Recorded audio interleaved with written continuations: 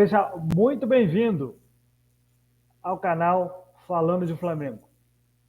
É um canto especial para a nação rubro-negra e o nosso lema vai ser: aqui a nação joga em casa. Eu sou Rafa Mendonça, um torcedor do Flamengo desde 1995, nascido em 91, mas a minha estreia como rubro-negro foi no fatídico gol de barriga do Renato Gaúcho na final do Carioca de 95. Mas nós estamos aqui para falar do presente.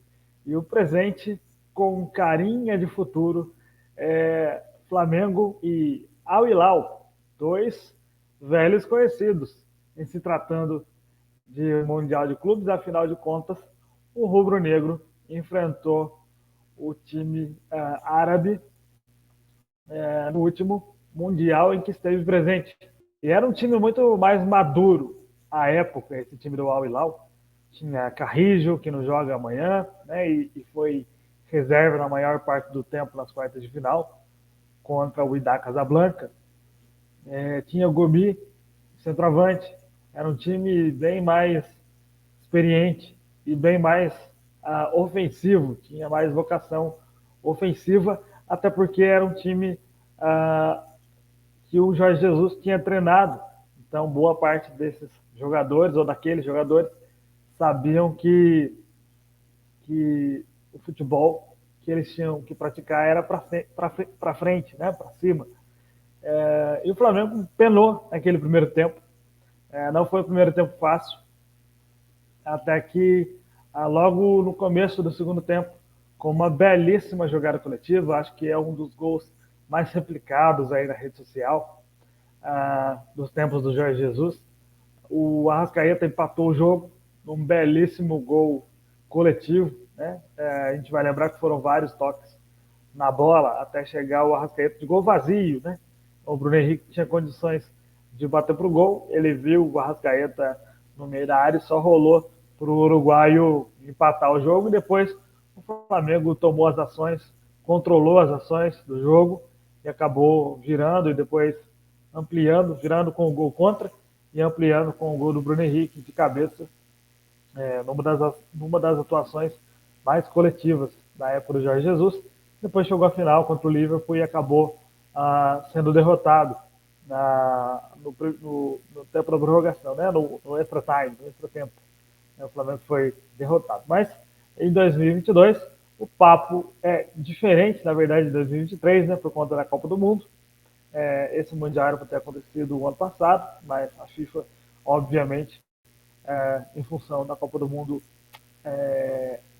acontecer no final do ano, a Copa do Mundo do Catar, esse Mundial passou a ser em 2023. Então o Flamengo vem com alguns detalhes, né? Nós precisamos lembrar o seguinte: ou o time sul-americano chega com um desgaste físico muito grande, com 70, 80 jogos, que foi o que aconteceu com o Flamengo em 2019, ou ele chega no começo da temporada, caso excepcional, como esse ano. Né? Quando as pessoas falam de longe de condicionamento físico, longe do condicionamento ideal, isso é mais do que normal, né? Por conta da data do calendário brasileiro. O calendário brasileiro é o único na América do Sul que não segue o calendário europeu. Ou seja, ele começa em janeiro e termina em dezembro, enquanto o calendário europeu começa em agosto e termina ali em maio, né, na final da Champions League. Então, assim, é uma escolha, né, de acordo com o calendário. Ou o time brasileiro chega muito cansado, com um desgaste físico muito grande, ou o time brasileiro chega longe da preparação física, mas bem mais descansado, que é o caso do Flamengo agora. Então, se o time está longe da forma física ideal, por outro lado, ele tem quilômetros para gastar. Então, o time do Vitor Pereira, o novo português comandante do Rubro Negro nessa edição do Mundial, tem que mostrar trabalho, né? Tem que correr um pouco mais, principalmente nessa semifinal, cuja obrigação é a do Flamengo. Passando para a final, e se der a lógica, o Real Madrid passa do outro lado da chave, aí a obrigação inverte, né? Aí a obrigação passa a ser do time da capital espanhola. Então, o Flamengo, para esse confronto, é um time ainda longe da forma física ideal, como todo mundo tem falado, e longe do pensamento tático do seu treinador, mas é um time que joga junto há bastante tempo, especialmente os homens de frente, né? Se a gente pegar, não mudou muita coisa de 2019 para cá. Então, deve jogar, ou devem jogar, né? Gerson, Everton Ribeiro, Arrascaeta, Gabigol e Pedro, né? Diferente daquela atuação em 2019, porque o Pedro ainda não fazia parte do elenco, a gente tem o Bruno Henrique. Então, não muda muita coisa, né? No lugar do Arão, Thiago Maia, e a linha defensiva ela deve entrar totalmente renovada, já que o Ayrton Lucas deve começar o jogo de amanhã, dia 7, às 16 horas, em Rabat, né? Então a linha defensiva deve ser totalmente nova em comparação ao time de 2019. Os volantes nem tão desconhecidos assim, né? Thiago Maia não fazia parte de 2019, mas agora faz. E do Gerson para frente, com exceção do Pedro, todos estavam presentes. O Flamengo tem a obrigação de passar para a final do Mundial de Clubes, enquanto o Al Hilal, mais uma vez, entra como azarão, e acho que é um time com menos vocação ofensiva, se comparado ao time de 2019. O Ramon Dias, técnico do time árabe, é um treinador que preza mais pela defesa do que pelo ataque.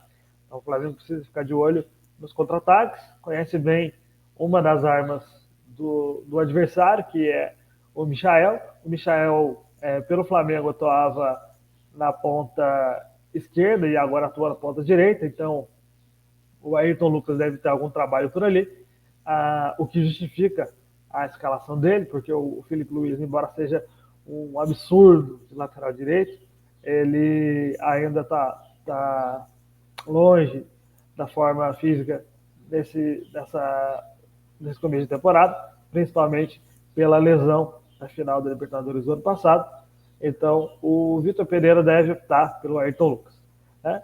A única dúvida do Flamengo é a lateral direita. Então, nós não sabemos ainda quem o Vitor Pereira deve escalar, se ele vai de Mateuzinho, se ele vai de Varela. De resto, não tem dúvidas. De resto, Santos, Davi Luiz, Léo Pereira e Ayrton Lucas, Thiago Maia e Gerson, Arrascaeta, Everton Ribeiro, Gabigol e Pedro na escalação que já ficou decorada pelo torcedor rubro-negro. Tá certo? Então, de olho nesse jogo. Detalhes diferentes de 2019 para 2023. Tá bom? Eu conto com a sua participação, conto com a sua inscrição e pretendo trazer gente legal para a gente bater um papo aqui sobre o Flamengo. Esperem bastante conteúdo legal, informativo, analítico, pré e pós-jogos, né? E mais tarde a gente tem uma entrevista e bons anúncios de descontos em produtos do Rubro Negro, que vai valer a pena para você. Tá bom? Eu me despeço por aqui e agradeço a sua audiência. Lembrando, aqui é sempre um prazer falar de Flamengo.